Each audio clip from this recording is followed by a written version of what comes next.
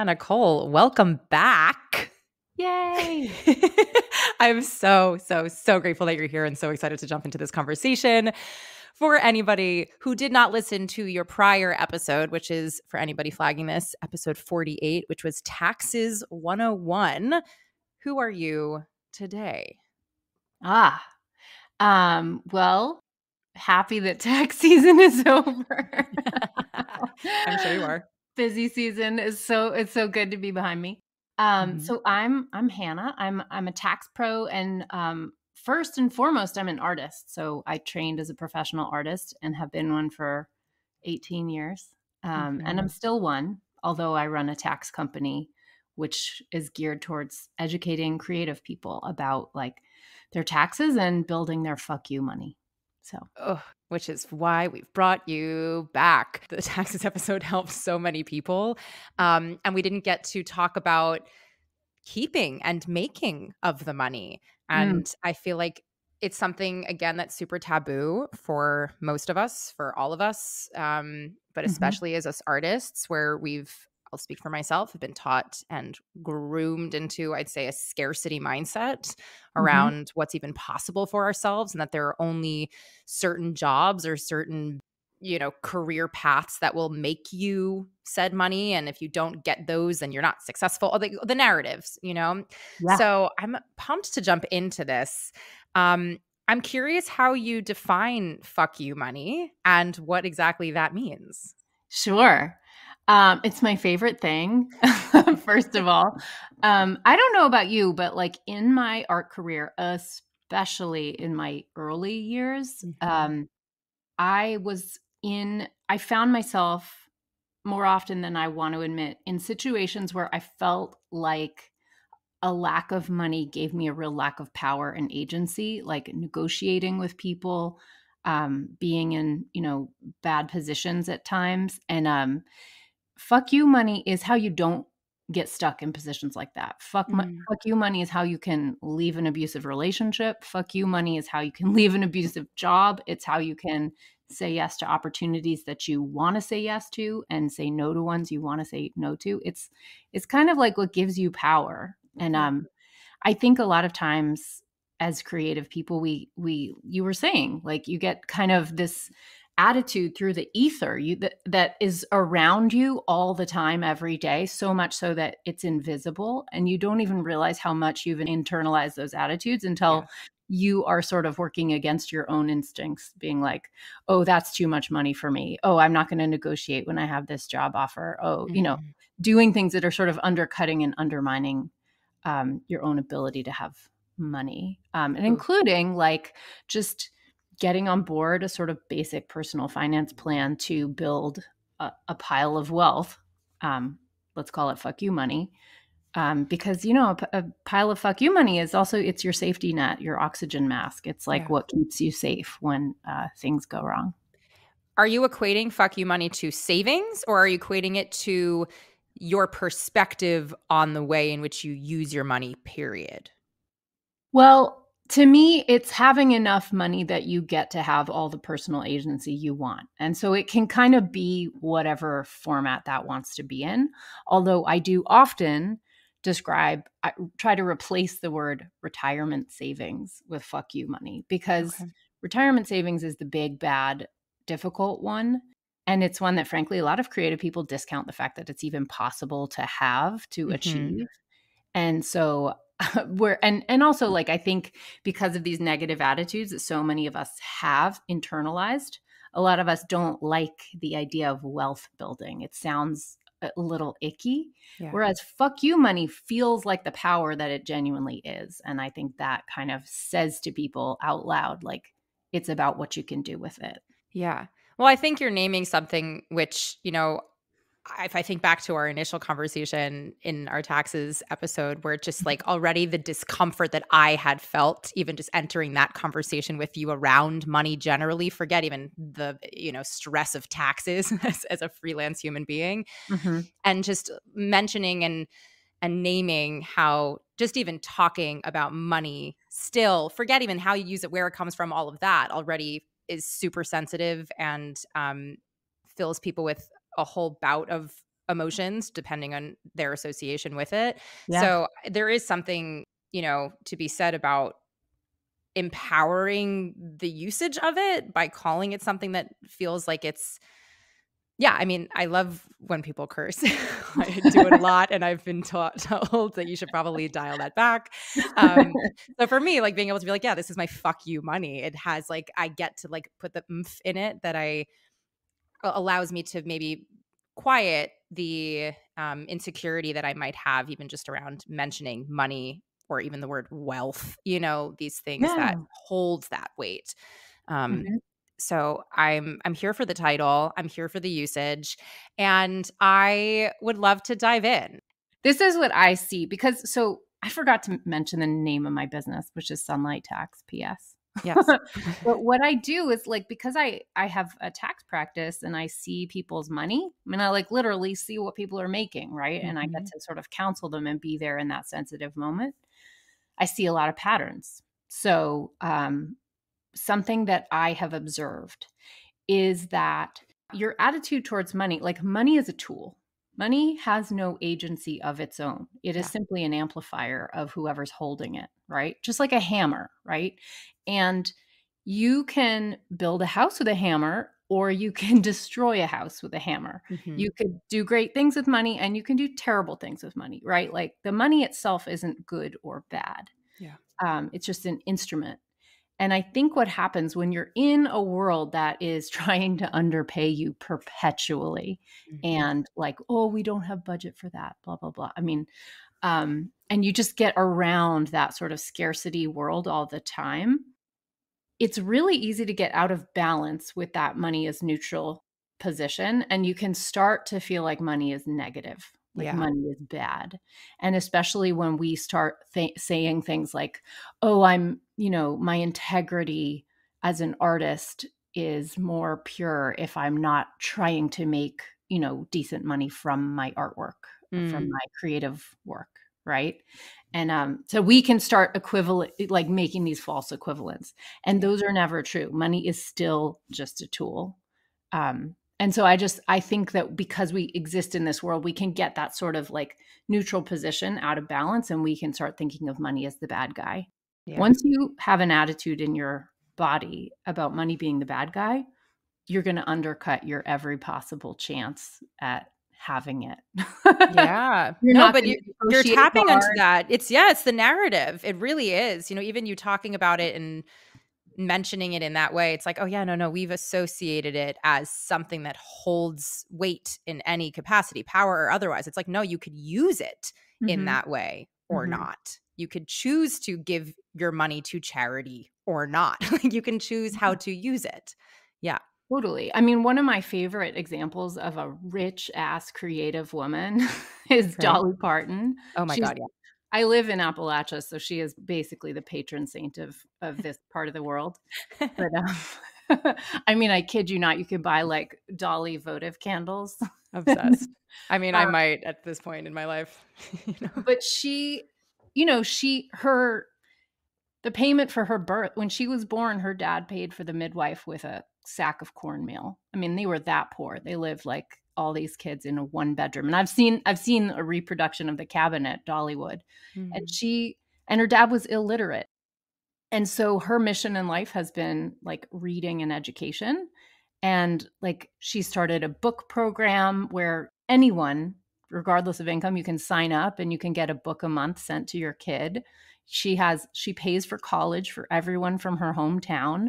She established Dollywood in Gatlinburg. And like if you've ever been to Gatlinburg, Tennessee, you know that the jobs are there. Yeah. Like she brought a lot to a very tiny little place. So, I mean, like that is an example of, and then COVID Oh happened my god, yes, and she it was crazy. funded And she was like, the here's research. $1 Yeah. million for the vaccine. Yeah. Just take Mhm. it.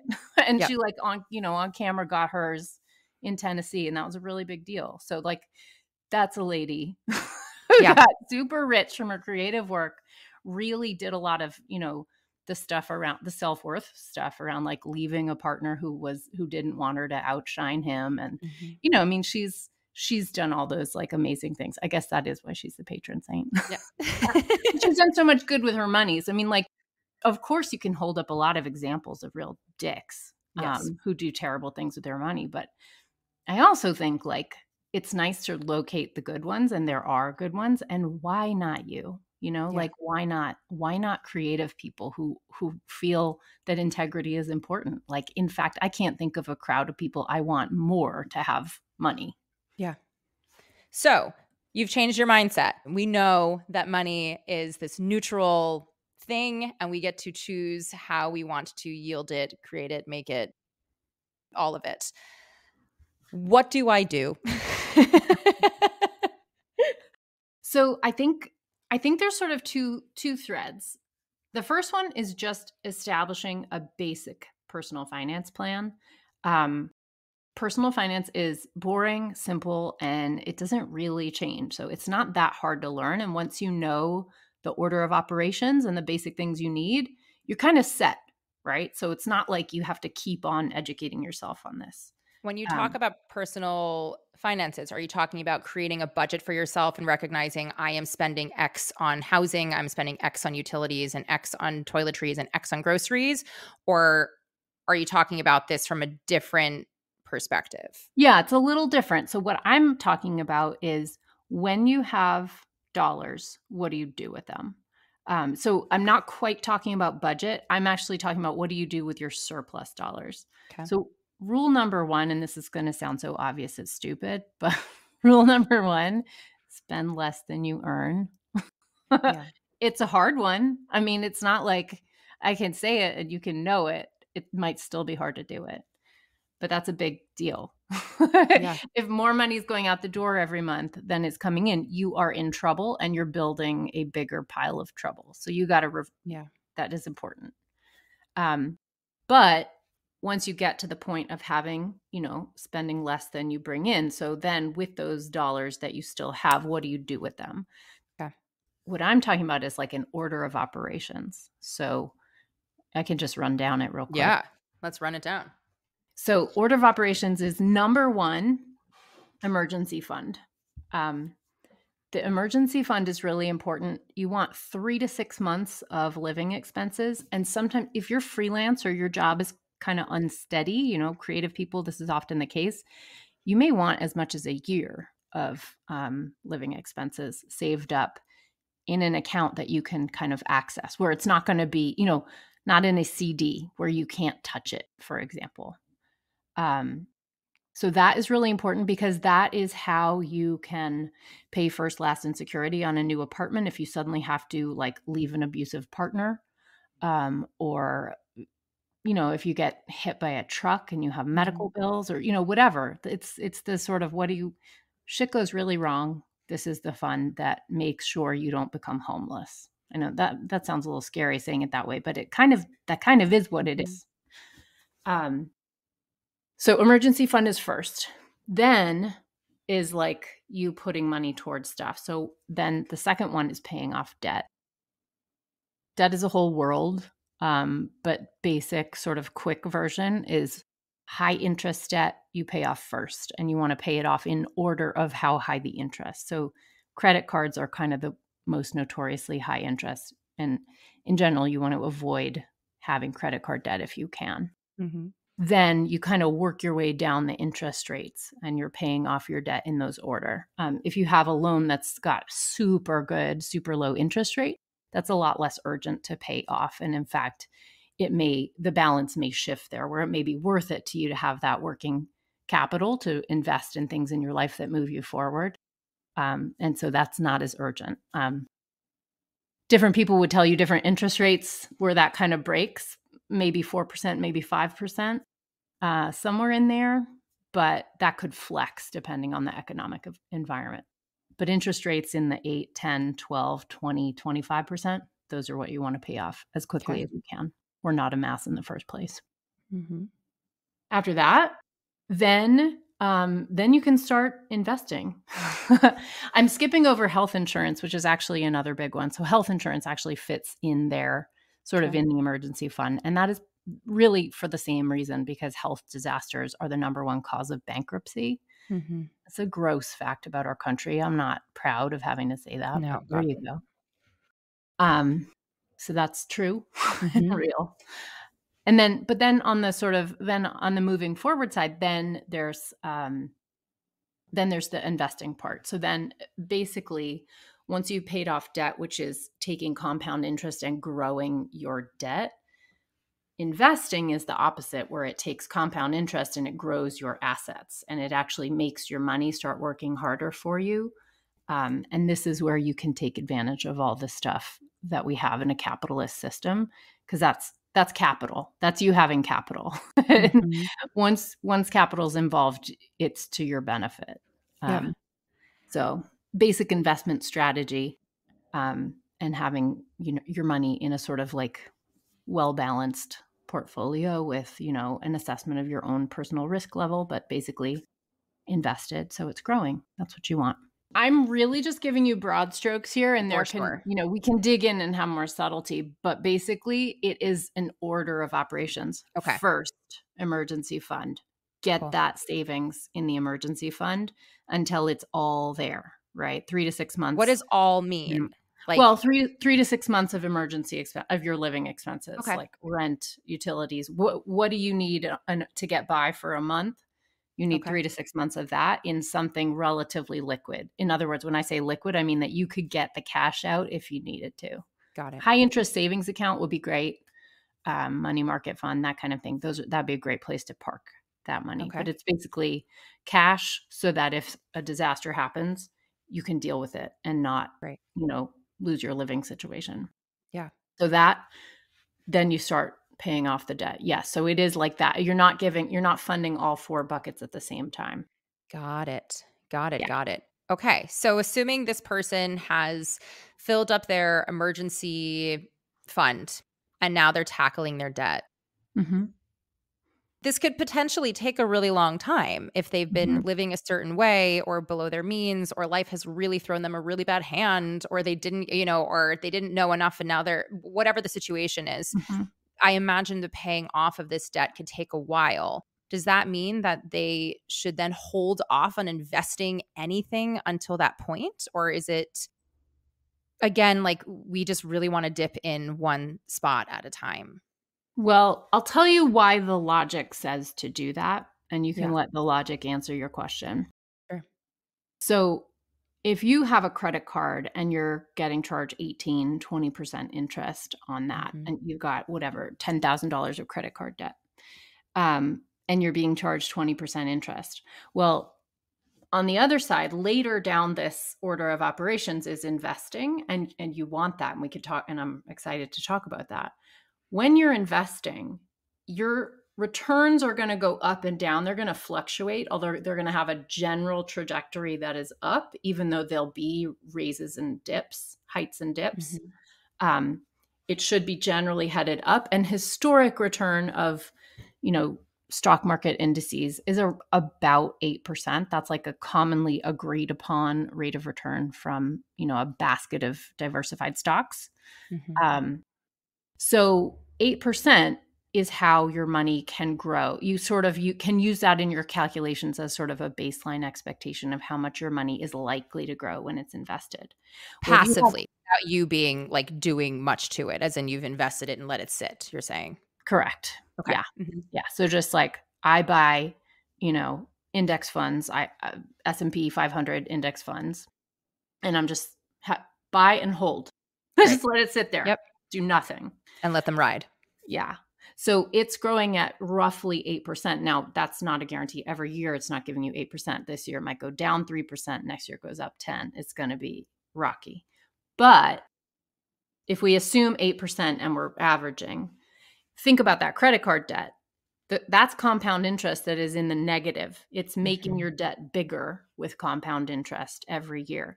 That is far more urgent of a priority than investing to get 8%, because that 8% is not beating your 20% Right. compounding interest of your debt. This is why the debt comes first. Got it. So it Yeah. might take a couple years, but until we get that back to neutral, it has to take priority because it's dipping you into the negative for far too long and in a Yeah, deeper, greater way. it's eating away your wealth. And Yeah. so this is why credit card debt is so particularly nasty. It's Mhm. eating away your future. Yeah. I just want to offer, like, as we continue getting into the weeds around all of this, for anybody who is listening, who is like feeling like, oh no, or oh gosh, or whatever, to really just like honor what is coming up in your experience. And I guess I want Yeah. to ask you is like, when somebody is beginning to really look at their finances or in this kind of way so that they can get to the place where they have this fuck you money, Mhm. when all of the feelings come up around it, how do you remain positive when it starts to feel really scary and bleak? Yeah. Um, that's a good and a hard question. I do think it's important. Comparing yourselves to others is always going to be a path to misery. So I would Mhm. go easy on that. Getting a baseline of sort of where you're at is actually, although it's such a painful thing that a lot of people avoid it. They don't want to think about it, but actually getting, your numbers are very similar. So, like, taking an assessment of where you're really at, looking at it, knowing what it is. Mhm. Some people never look and they keep incurring credit card debt, for example, or even, degree after degree student loan debt. I mean, I don't find people collect degrees that much, but some Yeah. people do. But like when you're amassing debt because you really have never like looked at your numbers to Yeah. assess your situation, some people continue to avoid and continue to make the problem worse. So actually, I think it's really, really important for people to give themselves a lot of grace and space when they just look, because Yeah. actually that is the very hardest step. Yeah. Once you get an assessment of where your current position is, accept the fact that just even facing it may be quite painful. But that's why it's the hardest step. And Yeah. so once you've done that, you've actually done the hard part. The rest is more of a to-do list. And like an organizational thing. Yeah, I think it's knowledge is power. And the more you choose to put the blinders on, you can't know what's actually happening. And if you Yeah. know what's happening, then you get to make the choice. If anything, it's giving you more agency because now you know if you want to do anything about it or not.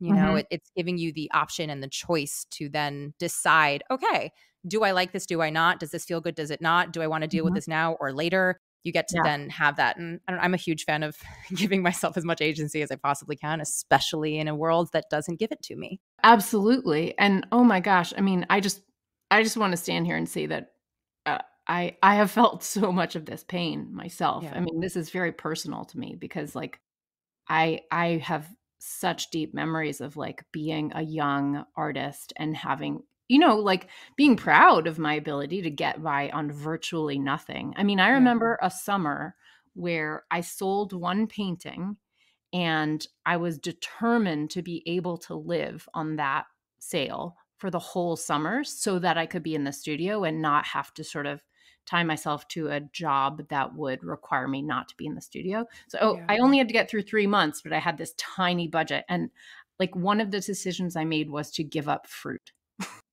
Oh Like my god. it was that extreme. I was like, I'm Yeah. eating Yeah. beans and carrots. Like, that's what I'm gonna live on. Yeah. And I didn't Yeah. drink. I mean, it was, like, pretty hardcore, but it was a choice that I was making to try and do this thing. I will also say when I had a baby, it totally flipped my world on its head, my economic world on its head, Yeah. because things that I was willing to do, sacrifices I was willing to make for myself, I just felt I wasn't willing to do that on behalf of a child, and Correct. so it that was probably a harder moment for me economically than literally, like, living on no alcohol and no fruit. Like Yeah. Well, no, because 'cause you're responsible for another human being, and we Mhm. can make these choices for ourselves, but it's different to make that decision for somebody else. Absolutely. Totally. Um, okay, so we have your emergency fund, you have your debt, you have your investing stuff. Can we move there? I know this Yeah. is you're not like a stockbroker and like a financial advisor who's gonna be like investing my things for me, but I'm curious just to like there's stuff that's floated around. You have like crypto and you have Bitcoin and you have stocks and you have all these like buzzwords that I think people hear and associate with what it means to invest their money. I'm curious for you to share what you mean when you say investing. Sure. This would probably be a good moment for me to say that nothing I say today should be taken as individual financial advice or tax advice. Yeah. This is for education and entertainment only. There you Um, go. okay. Um, yeah, you said crypto, and I cannot help but say, like, if you wanna gamble, you can do it. If you have Mhm. fun gambling, that is okay, but I personally do not treat crypto like it's an investment. Okay. There are a lot of people who wanna argue with me over that, but facts are on my side. Yeah. I'm just gonna put it that way. Yeah. So, I'm not talking about crypto at all when I talk Cool. about investing. That is not even on the table for me. Um, so when I'm talking about investing, I am talking about, well, I will say this, like, I have, like, a program where I do, it's one part of it is, like, getting organized for bookkeeping and taxes and paying Mhm. quarterly taxes. The other half is about developing fuck you money. And so I teach this thing called the power triangle. Mhm. And the power triangle is basically like a three-part system to building your wealth. And the three parts are: one, tax planning, which the much sexier way to think of that is finding your hidden money or finding your lazy money. So, like, sort of doing, and tax planning is typically a thing you do just once a year, like November, December, end of the year, where you kind of look at where you are at for that year, and you can do some assessments, and there's a little bit of wiggle room to make some decisions for the rest of that tax year to potentially lower your taxes for the year and to kind of stash more money into tax advantaged accounts. So Mhm. that's sort of like finding the money that you already have, but that isn't like working hard and making it work hard. Okay. That's the part one. Part two is using tax advantaged accounts. This is something that is like, a superpower of a tax person, because the whole point is like it's the tax savings that's the big deal. When you invest through the container of a tax advantaged account, your money grows faster. What are you referring to? Yeah. So basically, the US government has set up all kinds of tax shelters, legal tax shelters for you in order to incentivize the US taxpayer to fund hard to save for, like, big ticket things. The big baddie is retirement savings. And Mhm. so you might recognize those accounts are your IRA, traditional or Roth, solo 401k, SEP IRA. Those are retirement accounts that are tax advantaged, where, it's a container. A tax advantage account is a container. It's not an investment choice at all. It's like a door you walk your money into, and inside there you have whatever investments you want. Mhm. So the investment decision is actually separate from the container you put the investments inside of. The tax, but it's like a, just trying to think. I really think in metaphors. I love it. Great. It's like the tax advantaged account is like a faster car. You can, like, put your money in an old jalopy and it'll Mhm. still go somewhere. But if you put it in an IRA or a solo 401k, it's just going to go faster. It's going to go down the HOV lane and it's going to get great gas mileage. And you are saying that these are possible Hmm. for freelance artists who aren't Totally. affiliated with an employer, correct, right? Totally. Yeah. Yeah. So my last point on the triangle is just investing. That's it. Yeah. So but I like to incorporate those other two components of it because they make it go faster. And who Yeah. doesn't, isn't that what you want? It's like you don't need as much money as you might otherwise need. We'll put a pin in the investing for a second, which we'll double Yeah. back to. But just so that we can close the door on these tax advantage accounts, Mhm. let's say somebody, yeah, is working in this waiter situation, and their employer doesn't pay into health benefits, and it doesn't pay into a retirement plan, but said waiter wants to create one for themselves. Is this something that you talk to a tax person with? Do you like deal with the IRS? Do you create one on your, like, is you just file it and you call it a day? Or do you decide, how do you decide you want that one versus the SEPT one? Or how do you, like, what are you doing? Yeah, yeah. How do you do it? Yeah. So you have to kind of know what the options are. Mhm. Internet research can do this for you. A program like mine can do it with a little more Mhm. hand holding, but you can do it. You can do it on your own. You can do it with the IRS website. You can do it with NerdWallet articles. You can do it through my website. Um, But basically, you want to get a sense of what the types of accounts are and which one will work best for you. So a freelancer who's, maybe going to auditions, supporting themselves, waiting tables, for example, that kind of a Mhm. person who's not an employee anywhere and doesn't have workplace benefits, you could probably get yourself a health savings account, an HSA. Those have about a $3,800 limit. I think it's $3,850 for 2023 that you could put in without paying tax on. And when you use it for qualified healthcare expenses, you also don't pay tax. So, in other words, putting money into that box or that like fast car just makes that money more like kind of bigger and more powerful money than Mhm. if you just were paying out of pocket, not through an HSA.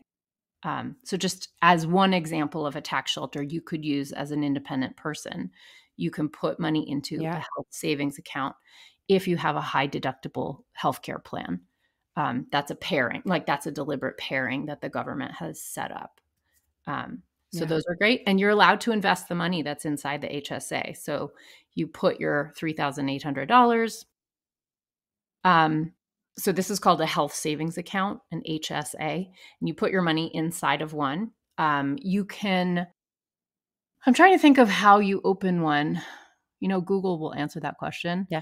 Um, I was gonna say in my mind, I'm like already like these are I mean, I guess if we wanted to help feed into Google, are we Mhm. saying what is the best, tax advantage account for a freelancer? Are we saying what is the specific account that is best to open to do X type of thing for my money? Like how can we use Google for this if we don't choose to work hands on with you? Sure. I mean, I'm just giving an example of an It's a great HSA one. specifically. The Yeah. retirement ones I can answer more easily. Great. Let's do that. So a retirement account, you've got actually quite a lot of options. Most people can access an IRA, stands for an individual retirement arrangement. The individual, means it is outside of your workplace. So even if you are an employee, if your income is below a certain threshold, you are still allowed to put money into an IRA. That's important to know. So whether you're an employee or not, you usually can access an IRA as long as you're not over the income cap, and there Mhm. are some. So that you just open through a brokerage. So I personally use Fidelity, and it's really easy. It's like 15 minutes, maybe less. You just like make a decision. Am I going to do a Roth or a traditional? Call the brokerage and you say, I'm going to open a traditional IRA. And then you just transfer the money in there and you're done. Wow. What's the difference between a Roth and a traditional for the individual person? Like, how does one benefit you versus the other? Yeah, it's a good question. So this actually speaks to sort of the mechanics of how the tax shelter works. So I'll give an example of a totally non-tax sheltered investment vehicle to show you how it works when the full tax is applied. And then I'll show you how this tax shelter works versus this one. Great. So the non-tax sheltered, like brokerage investment account, I call Fidelity and I open, I say I want to buy some stocks, buy some index funds.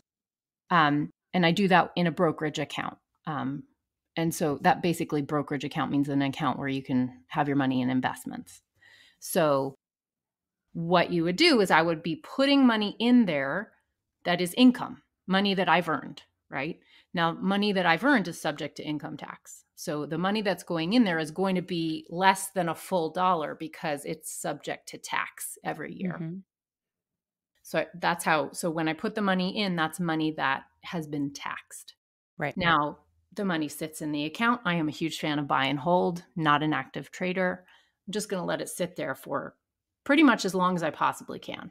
Right. So maybe 20 years later, I decide, okay, I'm going to cash out some of the money, take it out. And at that point, I will pay capital gains on the increase in money that I Mhm. had. The original money I put in there will not be taxed because I've already paid my one-time tax on that. But the gains that I made over the capital contribution, the Mhm. gains are taxed. And hopefully that's a ton, right? Yeah.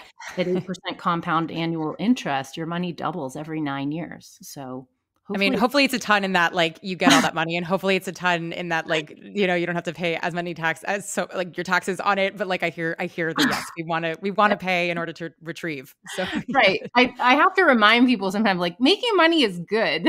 Yeah. Like, Yeah. yeah, you're paying higher taxes, but you're making money. Correct. Remember that part. Correct. So you pay capital gains so you paid income tax going in, and then you pay capital gains when you take the gains out. Okay. That's normal, non-tax sheltered. Okay, so a Roth and a traditional IRA basically each do something at the opposite end of that transaction.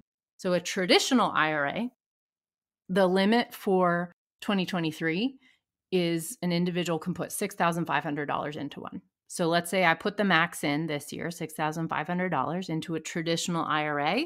Well, that is going to not be taxed. So the traditional IRA sets up a tax shelter on the front end. So I will actually report my contribution to my traditional IRA on my 2023 taxes.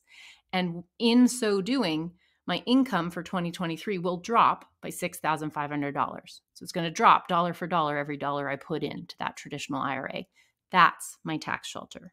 So I will pay income tax on $6,500 less than I actually made because of that tax shelter. You see, so that's the savings. Whatever tax I would have paid on $6,500, that's what I save.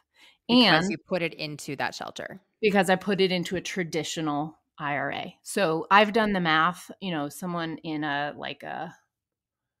can't name the tax bracket off the top of my head, 22% tax bracket would save about $1,400 by doing that, which is, better than a poke in the eye. Yeah.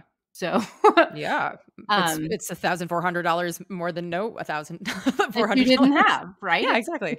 free money from the government is what it Mhm. is.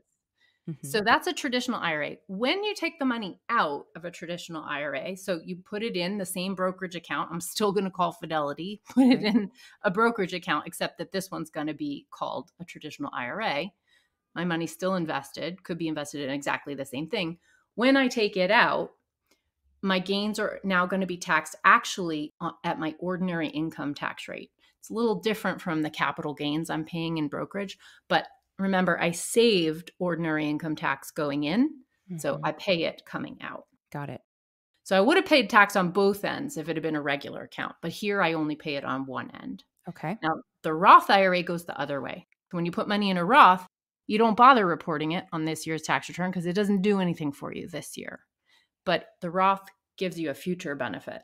So you put your $6,500 max into a Roth, it grows. And then when you take the money out, you don't pay any tax at all, absolutely tax free, which is pretty beautiful because you're saving an unknown future tax rate, So right? what is the catch on that one if you're not paying on it when you put it in and you're not paying when you take it out? No, you are paying Or you're income paying when tax you put on it the money in. that goes in, Got right? it. So Got it. there's no tax benefit on the front end. You don't report that 6,500 Roth contribution on your tax return, or you Got it. can, but the effect is nothing. It does not subtract off your taxable income. You Got it. pay tax on that income.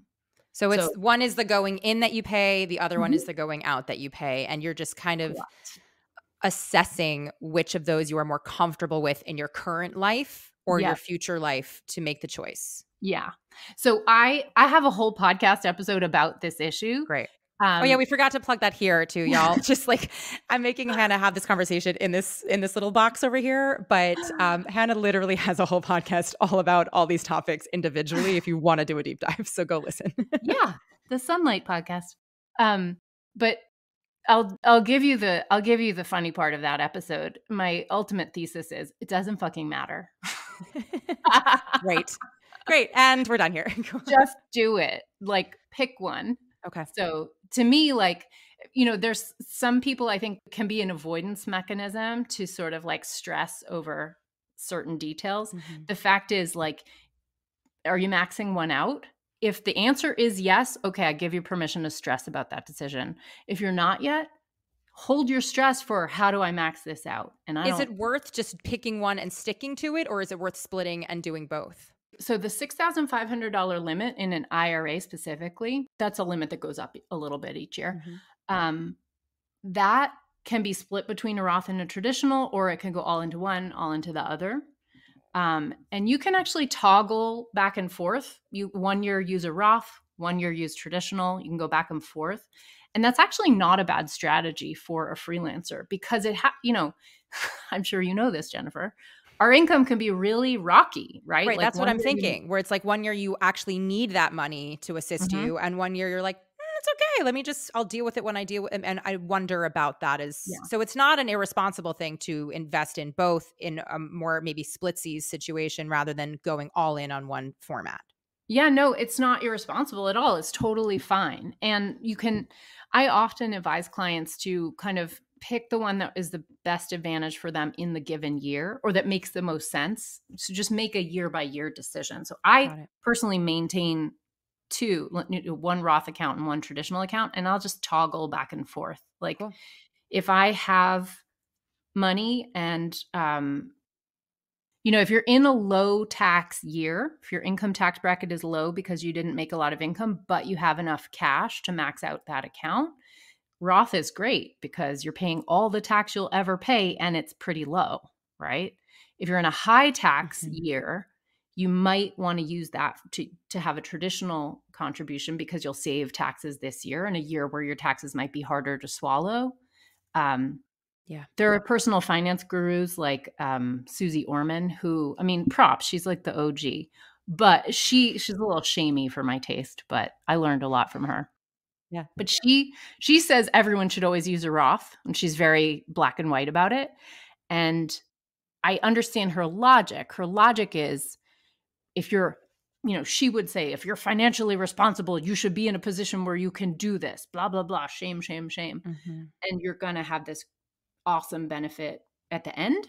But the fact is, in people's life, what I actually see with like real human beings is that shit happens and you don't know Yeah. what's coming and you can get an unexpected tax bill and you can't manage it and you could really use whatever help you can get. Yeah. And so using a traditional IRA contribution to lower your taxes this year can be the difference between you putting money in this year and not at all. Yeah. So I'm all for be kind to yourself. Yeah. Be the Yeah, one you yeah, can yeah. manage. Yeah. This was so helpful on the little detour for these tax advantage accounts. So thank you for going there. And now I want to come back to investing. Okay. So again, we've ruled out crypto because gambling. And so what are we referring to? Sure. So when I say investing, I really mean something pretty basic. I mean a portfolio well diversified of stocks and bonds. Okay. That's pretty much it. I'll say this about learning how to invest. There are some basic principles you need to understand. Actually, one of them is personal finance. That order of operations I gave you in the beginning, that is actually the first step to learning how to invest. Because one of the most important things to know about investing is if you don't have your emergency fund yet, don't invest yet. Mhm. You need the cash. Yeah. Um, but it's not, it's like, is a little bit of education, but you do not need to go back to school for it in order to be a good investor. Are there A certain books, podcasts, research, or is Google still our friend? I'd be a little wary of Google unless you're really, really checking the source because there's so many people making money out of bad investment advice and good investment advice that you just have to really be careful who you're looking at. You don't want to Mhm. be influenced.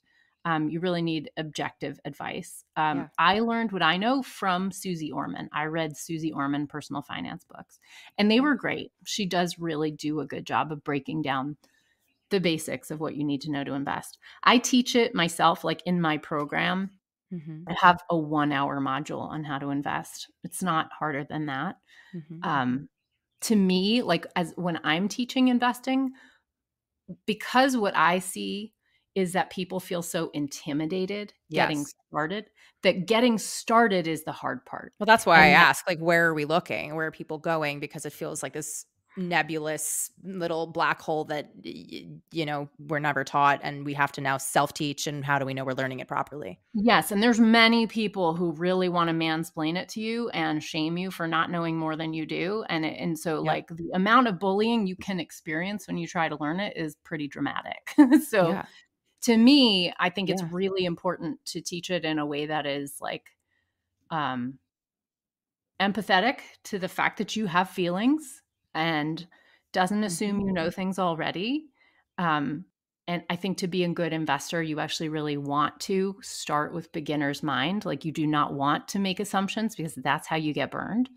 Um, Mhm.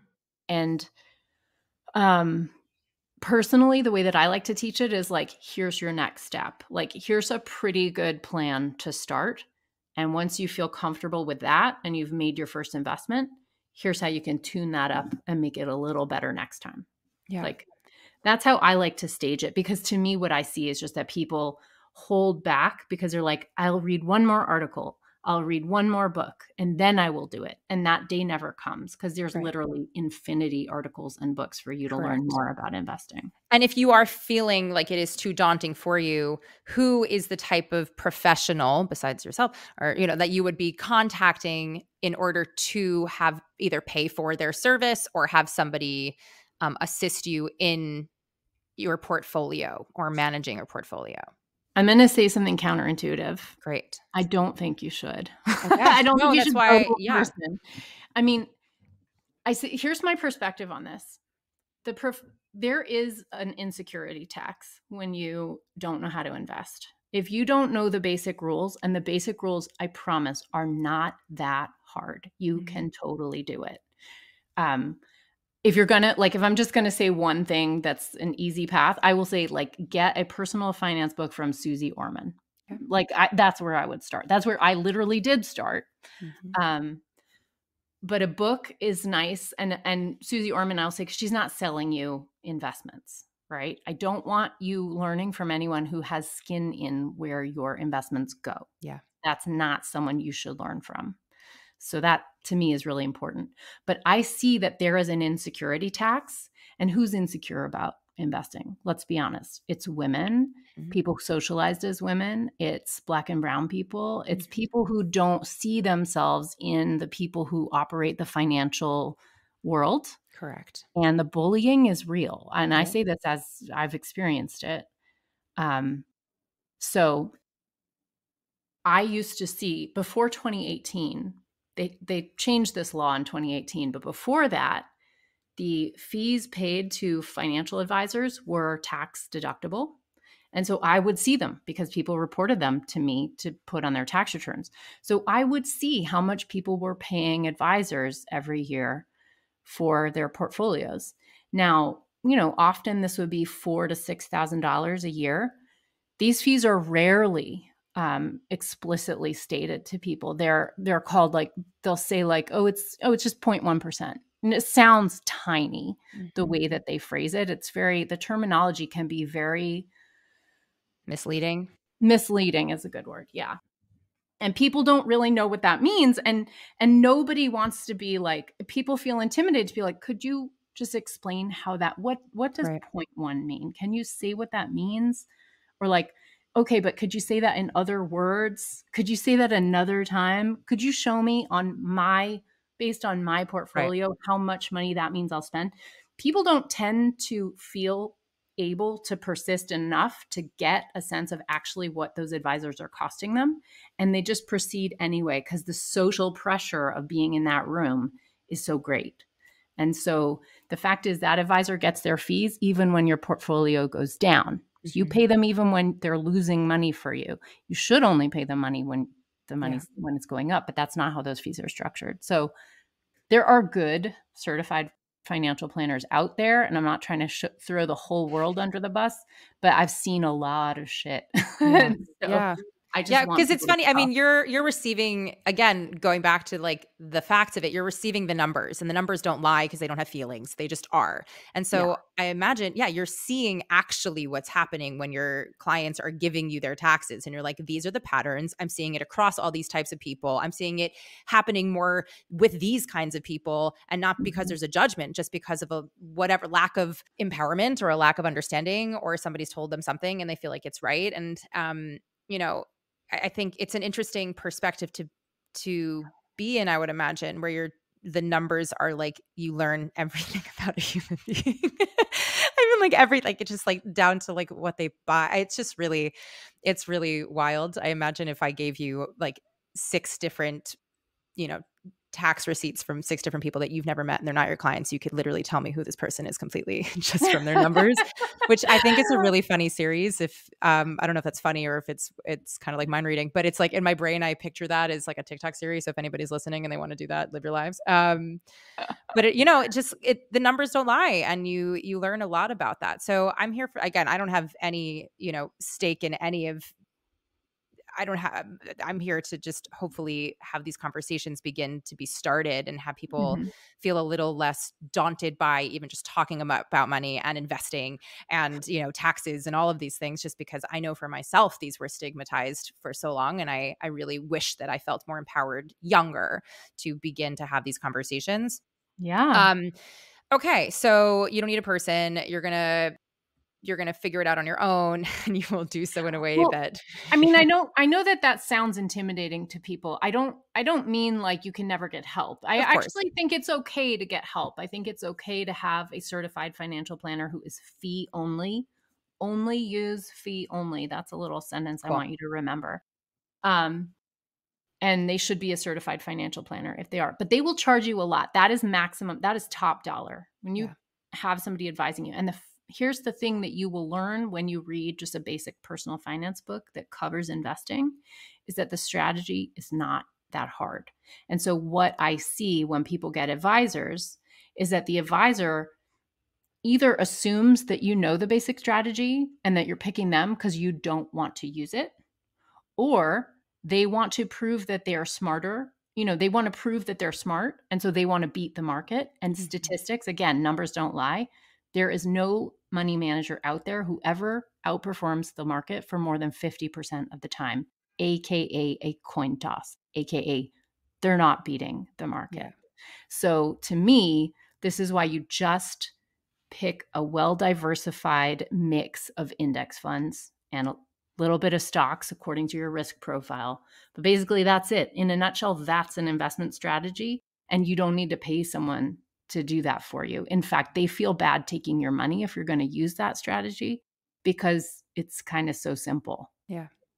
Yeah. So, With the market being what the market is at the moment, and, like the big bad R recession word being thrown around, and people feeling jitters about things not feeling secure, in addition to already coming from an artist perspective, it being volatile. What are you telling your people? How do people navigate through the jitters of these kinds of shifts? yeah. Yeah, I want to hold space for all those feelings that people may be feeling because of like new stuff about recession or banks failing, interest rates Yeah. going up. It feels scary, right? And hard to orient yourself like, well, does this mean I should be worried? Right. Like it's hard to even know, right? And so I think first and foremost, just having a sense like of where you stand in the bigger economic picture, that can be reassuring. Like, well, okay, does it affect me that mid-sized banks are having some trouble right now?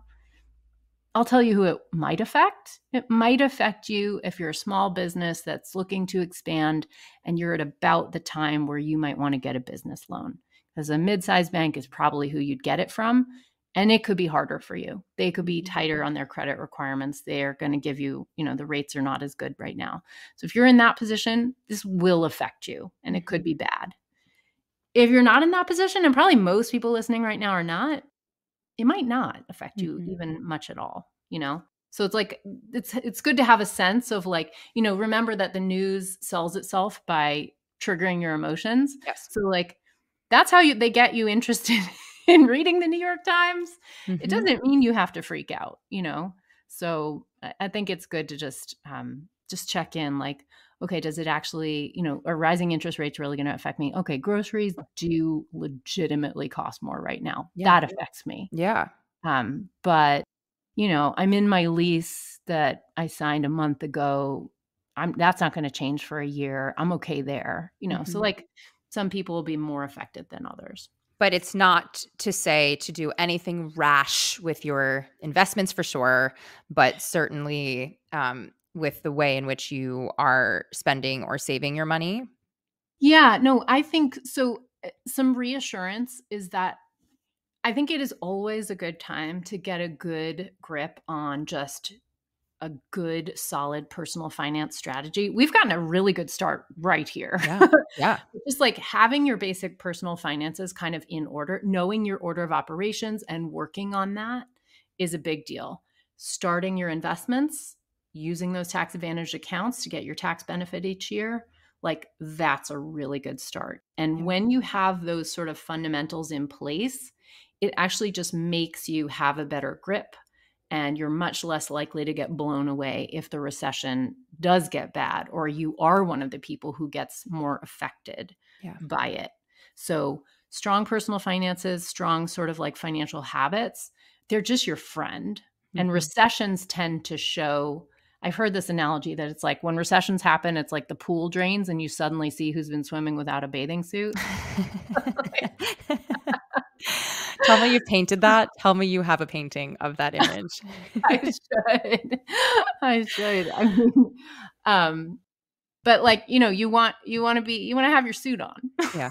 Yeah. Or not, and then we all learn a lot very fast in a non-judgmental way, of course, but, It's true. In real life, it's not so bad. Well, Yeah. I guess it really depends on the Depends on who you are. Yeah, and what pool you're in and where the what pool pool is. you're in and Exactly. who else is in the pool. I think you are the bee's knees. I am so grateful yet again for this journey that we have gone on. I could probably continue talking to you about all of these little things for so much longer.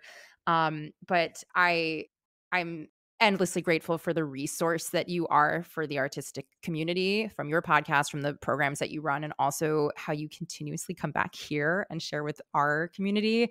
Um, I think you're awesome, and thank you for demystifying and explaining and making a lot of these words feel accessible so that we can at least begin to have these conversations and begin to think hopefully about money as this thing that can bring you power and empower you, as long as you are aware of its possibilities and potential. So thank you. Thanks so um, much for I thank you for those kind words. I really yeah. appreciate it. I I also Jennifer, I mean, you were doing so much for the creative community Thank with this you. podcast and your resources, so Thank you. thank you. Thank you. For anybody who wants to work with you, who wants to continue picking your brain in a way that I wasn't able to, for people to listen to their podcast, download your worksheets, all of those things, where is best for people to reach out? Yeah, so my website is kind of where everything can be found, sunlighttax.com.